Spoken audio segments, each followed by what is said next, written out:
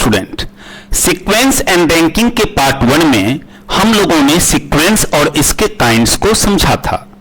इस वीडियो में हम लोग रैंकिंग के कंसेप्ट को समझेंगे।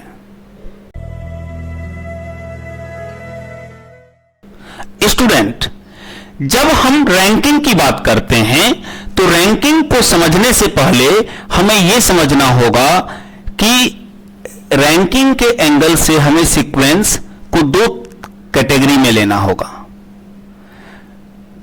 जो अनुक्रम है इसे दो स्वरूप में बांटने होंगे। पहला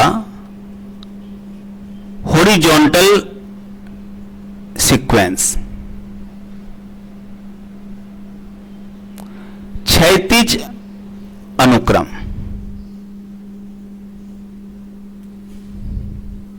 और दूसरा वर्टिकल सीक्वेंस।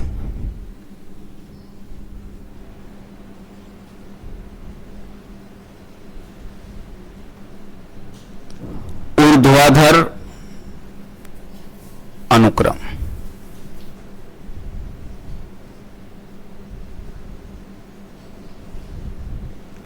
क्या डिफरेंस है दोनों में या दोनों का मतलब क्या है? तो स्टूडेंट, हॉरिजॉन्टल सीक्वेंस मतलब ये हॉरिजॉन्टल लाइन में अरेंजमेंट हुआ। इसका एक एंड क्या होता है? लेफ्ट एंड होता है और दूसरा राइट एंड होता है।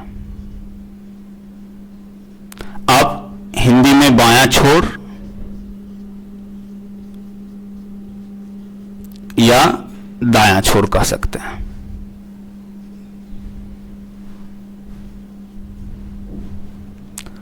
शॉर्टली हम लोग इसको लेफ्ट से और इसको राइट से डिनोट करेंगे। तो हॉरिजॉन्टल सीक्वेंस का मतलब क्या हो गया कि जहां अरेंजमेंट एक लाइन के ऊपर हो, जहां एक एंड हमारा लेफ्ट हैंड हो जो लेफ्ट एंड कहलाए और एक राइट एंड कहलाए, और दूसरा जो वर्टिकल सीक्वेंस हो यह इस तरह से अपवर्ड लाइन हो जिसके एक एंड को हम लोग टॉप कहें, हिंदी में शीर्ष कहें, और दूसरे एंड को बॉटम कहें, हिंदी में पाद कहें। तो स्टूडेंट, अरेंजमेंट दो प्रकार के हो सकते हैं। जब भी हम रैंक करने की कोशिश करेंगे तो हमारे सामने दो प्रकार के सीक्वेंस, दो प्रकार के सिचुएशन मिल सकते हैं कि हमें एक लाइन के बेसिस पर अरेंजमेंट करनी पड़े, हॉरिजॉन्टल सीक्वेंस में अरेंजमेंट करना पड़े, या हमें एक रैंक के बेसिस पर, जो क्लास वगैरह का रैंक होता है, वर्टिकल सीक्वेंस में टॉप बॉटम के बेसिस पर अरेंजमेंट करना पड़े। इसको हम लोग शॉर्ट में टी और इसको बी बोलेंगे। स्टूडेंट, पूरे रैंकिंग चैप्टर का एक लाइन का कंसेप्ट होता है। आप इसको ध्यान से समझ लीजिए, पूरा रैंकिंग टॉपिक इसी से निकल जाएगा। इसको समझने के लिए एक छोटा सा एग्जांपल लेते हैं। जैसे मान लो यहां हमने कुछ कैरेक्टर लिया, A B C D E F G H and I. तो हमने क्या किया? टोटल 9 कैरेक्टर्स को लिया है, ए से लेकर के आई तक। हम जान रहे हैं इस ग्रुप की स्ट्रेंथ क्या है, तो इस ग्रुप की जो स्ट्रेंथ है वो क्या है? 9 है। अब इसमें से किसी एक कैरेक्टर को लो, जैसे एफ को लिया, तो एफ का रैंक टॉप से क्या होगा? तो ये टॉप से 6th पोजीशन पर है।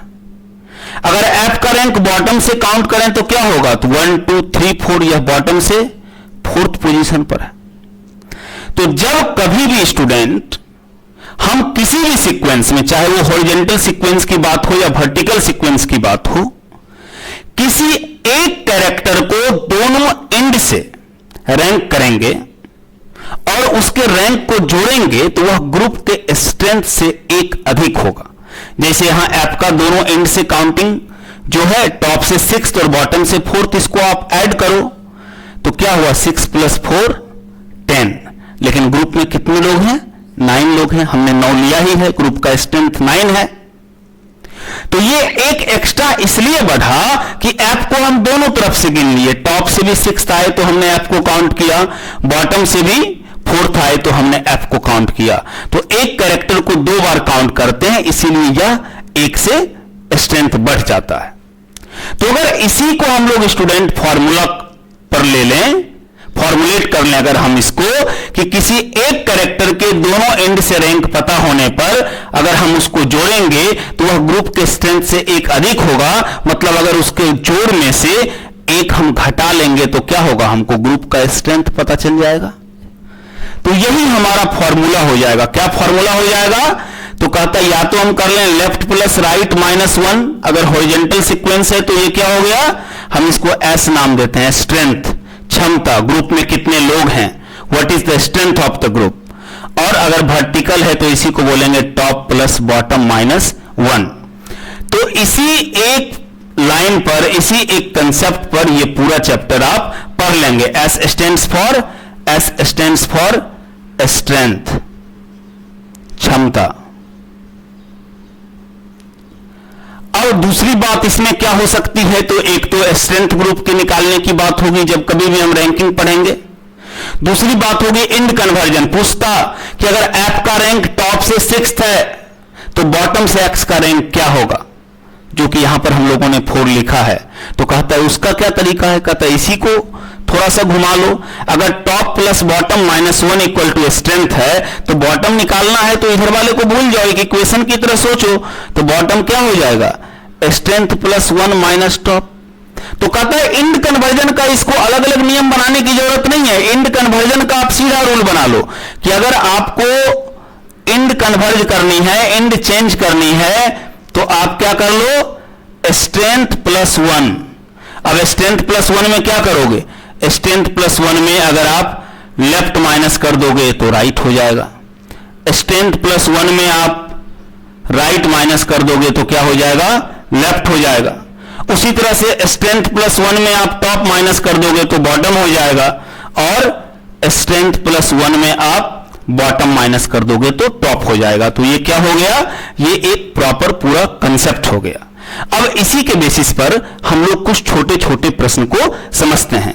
कंसेप्ट बहुत सिंपल है स्टूडेंट। कंसेप्ट क्या है कि अगर हमको किसी भी सीक्वेंस में, चाहे हॉरिजॉन्टल सीक्वेंस हो चाहे वर्टिकल सीक्वेंस हो, कोई एक ऐसा कैरेक्टर पता हो हमें जिसका दोनों छोर से, दोनों एंड से रैंक पता है, तो हम अगर उस दोनों रैंक को जोड़ेंगे तो वह ग्रुप के स्ट्रेंथ से एक अधिक होगा। और इसी के बेसिस पर हमने ये फॉर्मुलेट किया कि left plus right -1 equal to strength, और अगर वर्टिकल है तो top plus bottom -1 equal to strength. और इसी के बेसिस पर इंड कन्वर्जन का भी रूल हम लोगों ने लिया। अब जैसे स्टूडेंट कि एक क्वेश्चन हम लोग लेते हैं, एक छोटा सा क्वेश्चन है कि in a class Shyam is at 15th position from top and 12th position from bottom, then what is the strength of class? एक कक्षा में श्याम का स्थान शीर्ष से 15वां और पाद से 12वां है, तो कक्षा में कुल कितने बच्चे हैं। अब क्या करेंगे, हमको क्या निकालनी है, तो हमको स्ट्रेंथ निकालनी है। तो अगर स्टूडेंट हमें स्ट्रेंथ निकालनी है तो हम क्या करेंगे, टॉप प्लस बॉटम -1, हम क्या करेंगे 15 प्लस 12 -1, तो क्या कर लेंगे, इट्स 26। तो हम समझ जाएंगे what is the strength of the class. कक्षा की कुल क्षमता क्या है, तो 26 है। तो क्या किया हमने, तो प्रश्न में बिल्कुल स्पष्ट है कि क्लास में एक स्टूडेंट श्याम है जिसका हमको दोनों एंड से रैंक पता है, वो टॉप से 15वें स्थान पर है और बॉटम से 12वें स्थान पर है। तो हमने फॉर्मूला लगा दिया कि टॉप प्लस बॉटम -1 स्ट्रेंथ हो गया। अब इसी में एक इंड कन्वर्जन का क्वेश्चन ले लेते हैं। अब कहता है कि in a class of 40 students Shyam is at 12th position from top, then find his position from bottom end. 40 बच्चों की एक कक्षा में श्याम का स्थान शीर्ष से 12वां है, अंतिम से उसका स्थान कितना होगा। अब क्या करना है स्टूडेंट, तो श्याम का पोजीशन हमको बॉटम एंड से निकालनी है। तो हम क्या करेंगे, हमारे पास फॉर्मूला होगा स्ट्रेंथ प्लस 1 माइनस टॉप। तो स्ट्रेंथ क्या है, तो स्ट्रेंथ 40 है, प्लस 1 कर लिए, और टॉप से रैंकिंग क्या दिया हुआ है, 12 दिया हुआ है। तो आप क्या करो, 41 में आप 12 माइनस कर दो, इट्स 29। तो क्या हो जाएगा, क्लास में उसका बॉटम एंड से जो रैंक होगा वो क्या हो जाएगा, 29th पोजीशन हो जाएगा। एक और क्वेश्चन समझते हैं। अब जैसे क्वेश्चन है कि in a class Shyam is at 15th position from top. Question number A, what is the strength of class. Question number B, what is the maximum possible strength of the class. And question number C, what is the minimum possible strength of the class. Hindi में प्रश्न है कि किसी कक्षा में श्याम का स्थान शीर्ष से 15वां है. प्रश्न संख्या ए, कक्षा की क्षमता कितनी है. प्रश्न संख्या बी, कक्षा की अधिकतम संभाव्य क्षमता कितनी है. और प्रश्न संख्या सी, कक्षा की न्यूनतम संभाव्य क्षमता कितनी है. अब इस प्रश्न को जब आप बनाओगे स्टूडेंट, तो ये प्रश्न क्या कहता है. सबसे पहला प्रश्न कहता है what is the strength of class. और सूचना सिर्फ ये है कि क्लास में जो श्याम का रैंक है वो टॉप से 15 है. तो सिर्फ इतने सूचना से हम स्ट्रेंथ को नहीं निकाल सकते. स्ट्रेंथ को कैलकुलेट करने के लिए हमें किसी एक कैरेक्टर का किसी भी तरीके से दोनों एंड से रैंक चाहिए. तो प्रश्न में तो एक ही एंड है, तो हम कहेंगे कांट बी डिटरमाइन, निर्धारित नहीं किया जा सकता. और डाटा इनएडिक्वेट, हम इतना पर इसको नहीं निकाल सकते हैं. इसका आंसर हम कैलकुलेट नहीं कर पाएंगे. अब इसी में क्वेश्चन नंबर ये ए था. क्वेश्चन नंबर बी कहता है what is the maximum possible strength of the class. कक्षा की अधिकतम संभाव्य क्षमता कितनी है. तो कहता है इन्फिनिटी, कुछ भी सोच लो, जितना अधिक सोचो. अब सिर्फ ये पता है कक्षा में 15वें स्थान पर श्याम है. हो सकता है श्याम के नीचे 1 करोड़ लोग हो, 2 करोड़ लोग हो, 5 लोग हो, 2 लोग हो, कौन जानता है. तो जब मैक्सिमम पॉसिबिलिटी की बात करेंगे तो इट कैन बी इन्फिनिटी. तो हम इसके आंसर को इन्फिनिटी कर लेंगे. और इसी में क्वेश्चन नंबर सी कहता है कि what is the minimum possible strength of the class. कक्षा की न्यूनतम संभाव्य क्षमता कितनी है. तो हम मान लेंगे श्याम ही अंतिम है. अब श्याम 15th पोजीशन पर है, तो 15 से तो कम लोग हो नहीं सकते. तो हम मान लेंगे कि श्याम का ही पोजीशन अंतिम है, तो कम से कम 15 लोग रहेंगे. तो हम क्या कहेंगे, 15. तो बहुत ही सिंपल है. रैंकिंग के कंसेप्ट में स्टूडेंट कोई बहुत कॉम्प्लेक्सिटीज नहीं है, कोई झंझट नहीं है. आप आराम से इसके प्रश्न को करो. एक दो और कंसेप्ट को प्रभावित करने वाले प्रश्न को हम लोग इसमें देखते हैं. और इसके बाद जो वेराइटीज ऑफ रैंकिंग का क्वेश्चन होगा या सीक्वेंस का क्वेश्चन होगा, उसको हम लोग questions on sequence and ranking नाम से डिस्क्रिप्शन में उसका लिंक होगा. उस वीडियो को आप लोग देखेंगे. उसमें तमाम प्रीवियस ईयर क्वेश्चंस वगैरह को हम लोग शामिल कर लेंगे. लेकिन अभी इस कंसेप्ट वीडियो में हम लोग एक दो और बहुत ही महत्वपूर्ण प्रश्न को देखते हैं. लेते हैं अगला प्रश्न. नेक्स्ट क्वेश्चन है, इन a class Shyam is at 18th position from top and Mohan is at 12th position from bottom. If there are 5 persons in between Shyam and Mohan, then what is the strength of the class? किसी कक्षा में श्याम शीर्ष से 18वें और मोहन अंतिम से 12वें स्थान पर है. यदि दोनों के बीच कुल 5 लोग हों तो कक्षा की क्षमता कितनी है. अब स्टूडेंट अगर इस प्रश्न को हम बनाते हैं तो एक नॉर्मल सिचुएशन होता है कि चलो श्याम टॉप से 18th पोजीशन पर है और मोहन बॉटम से 12th पोजीशन पर है और बीच में 5 लोग हैं. यही प्रश्न कह रहा है. तो एक तो इसका बड़ा सिंपल कंसेप्ट होगा कि टॉप से यहां तक 18, बॉटम से यहां तक 12 और बीच में 5, तो तीनों को जोड़ दो. 18 प्लस 12 प्लस 5, तो स्ट्रेंथ 35 हो जाएगा. ये तो बहुत सिंपल है. लेकिन स्टूडेंट अगर ये प्रश्न इतना ही होता तो बहुत आसान है. इसमें एक एक्सपेक्ट और भी हो सकता है कि श्याम और मोहन का पोजीशन इंटरक्रॉस्ड हो. कहता है श्याम टॉप से 18th पोजीशन पर है, मोहन बॉटम से 12th पोजीशन पर है और बीच में 5 लोग हैं. एक ये भी तो परिस्थिति हो सकती है. जिनको ये कंफ्यूजन हो रहा है कि श्याम टॉप से है तो वो नीचे कैसे हो जाएगा. तो एक छोटा सा एग्जांपल लो. जैसे एक सीक्वेंस है ABCDEFGH. अब मान लो ये टॉप से 6th है और ये बॉटम से 5th है.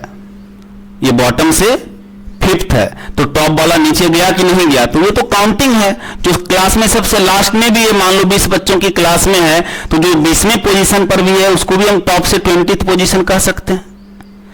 तो यह भी एक पॉसिबल सिचुएशन है। तो अब क्या करेंगे? तो इसके कैलकुलेशन में आप ध्यान देंगे कि टॉप से 18 जब हम श्याम को काउंट किए तो ये जो 1 2 3 4 करते हुए 18 तक आए, तो हम इस बीच वाले पांचों को भी गिने, मोहन को भी गिने। श्याम तो गिनाया है। और जब मोहन को हम बॉटम से 1 2 3 4 करके 12 तक काउंटिंग करते गए, तो हम बीच वाले पांचों को भी गिने, श्याम को भी गिने और मोहन भी गिनाया भी। तो क्या हुआ स्टूडेंट कि बीच वाला पांचों भी 2 बार काउंट हुआ और मोहन और श्याम भी 2 बार काउंट हुआ। तो एक काउंटिंग में किसी एक कैरेक्टर को हम 2 बार कैसे काउंट कर सकते हैं? तो क्या होगा इसका उपाय? तो कहता है इसका उपाय ये होगा कि हम पहले तो इसको रैंकिंग को जोड़ें, 18 + 12। तो ये हम निकाल लिया टॉप से 18 बॉटम से 12। कहता है इसमें एरर क्या हुआ है? बीच वाले पांचों को 2 बार गिने हैं, तो जो मिडिल वैल्यू है उसको माइनस करिए। कहता है और एरर है कि मोहन और श्याम को भी 2 बार गिने हैं, तो कहता है 2 और माइनस कर लीजिए। तो कहता है क्या हो जाएगा? तो 18 12 30 और -5 to 7, तो क्या हो जाएगा? 23। तो योर आंसर इज आइदर 35 और 23 फॉर दिस क्वेश्चन। ये दोनों ही केस होगा। बाद वाले को, फर्स्ट वाले का तो सिंपल है, अगर इसे बहुत लोग फॉर्मुलेट करते हैं, अगर इसको फॉर्मुलेट करना चाहिएगा तो फर्स्ट वाले का तो सिंपल है कि top plus bottom plus middle value, ये फॉर्मूला हो गया।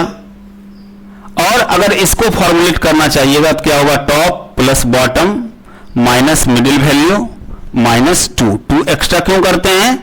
2 एक्स्ट्रा इसलिए करते हैं कि श्याम और मोहन भी 2 बार काउंट हुआ है।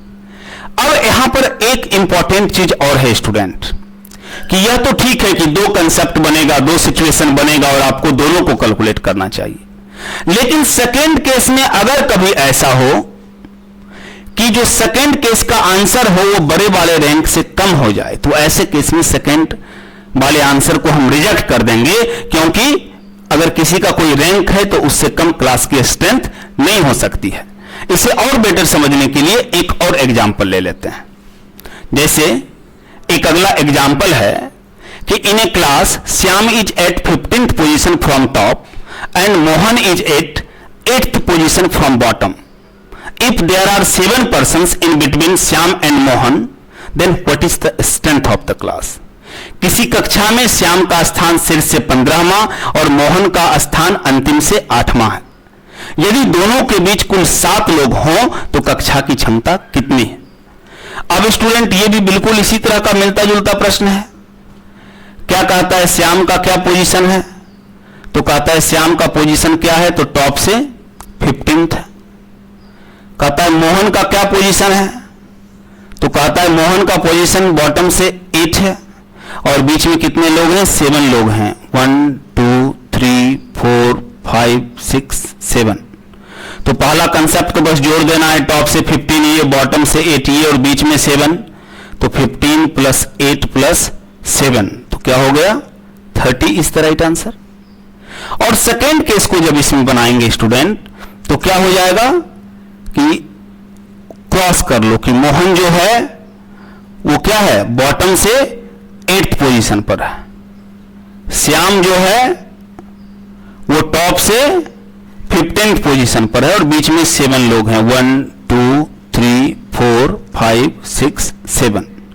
अब आप क्या करेंगे? Top plus bottom minus middle value और -2 एक्स्ट्रा करते हैं मोहन और श्याम के लिए। सॉल्व करो, क्या हो जाएगा? 15 + 8 23 और -9, तो 23 - 9 करोगे तो 14। तो स्टूडेंट गौर करो, श्याम का रैंक 15वां है तो क्लास का स्ट्रेंथ 14 कैसे हो सकता है?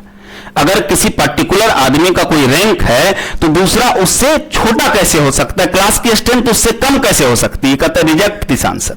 14 आदमी के क्लास में कोई 15वें रैंक पर कैसे होगा? इसका मतलब ये फॉल्स आंसर है।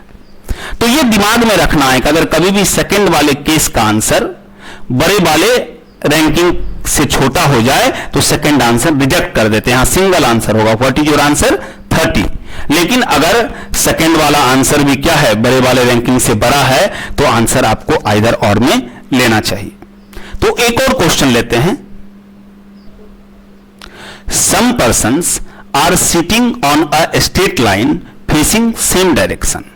Mohan is at 7th position from left end and 3rd to the left of Shyam. Gopal is 5th to the right of Shyam. Krishna is 3rd to the left of Gopal and 9th from the right end. Find the strength of the group on the line. Student, अब इस question में क्या है कि जैसे मोहन से start कर रहा है और मोहन के बारे में बोल रहा है कि Mohan is at 7th position from left end and 3rd to the left of Shyam. तो मोहन लेफ्ट एंड से 7th पोजीशन पर है और क्या है, श्याम के लेफ्ट में 3rd है। अब अगर मोहन श्याम के लेफ्ट में 3rd है तो श्याम मोहन के राइट में 3rd होगा, तो लेफ्ट प्लस राइट प्लस करेंगे तो जो रैंक चल रहा है किसी एक एंड से उसमें ये लेफ्ट से 10th हो जाएगा। जब भी इस तरह का कोई प्रश्न रहे तो हमें कोशिश करनी है कि हम किसी एक कैरेक्टर पर पहुंचे जिसका हमको दोनों एंड से रैंक पता होगा, तो हम इसको बना लेंगे। तो एक हॉरिजॉन्टल सीक्वेंस है, तो लेफ्ट एंड से चूंकि बोला था मोहन 7th है और मोहन और इसके बीच 3 का गैप है, तो हम एक एंड से इसको लेकर के चल रहे हैं कि जैसे ही कोई एक कैरेक्टर मिलेगा उसका दूसरे एंड से भी रैंक होगा तो हम तुरंत उसको सॉल्व कर देंगे। फिर कहता है Gopal is 5th to the right of Shyam. तो अगर श्याम यहां है और गोपाल इसके राइट में 5th है तो क्या हो जाएगा, लेफ्ट प्लस राइट ऐड होगा, तो गोपाल लेफ्ट से 10 प्लस 5 लेफ्ट से 15 हो गया। और फिर कहता है Krishna is 3rd to the left of Gopal. Krishna क्या है, तो लेफ्ट लेफ्ट घटेगा, जब भी अपोजिट डायरेक्शन होता है तो हम ऐड करते हैं और सेम डायरेक्शन घटते हैं। तो यह ऑलरेडी लेफ्ट से 15th है और कृष्णा इसके लेफ्ट में 3rd है, तो कृष्णा क्या हो गया, तो 15 - 3 तो ये लेफ्ट से 12 हो गया। And at 9th position from right end, Krishna के बारे में यह भी बोल रहा है कि यह राइट एंड से 9th पोजीशन पर है। तो अब स्टूडेंट इस प्रश्न में हम एक ऐसे जगह पर पहुंच गए कि एक ऐसे कैरेक्टर के पास पहुंचे जिसका हमको दोनों एंड से रैंक पता है, तो अब स्ट्रेंथ बराबर तो हम कर ही देंगे कि left plus right minus 1 20। There are total 20 person sitting on the straight line. तो स्टूडेंट कभी कभी ऐसा भी होता है कि मिक्स्ड करके क्वेश्चंस को देगा।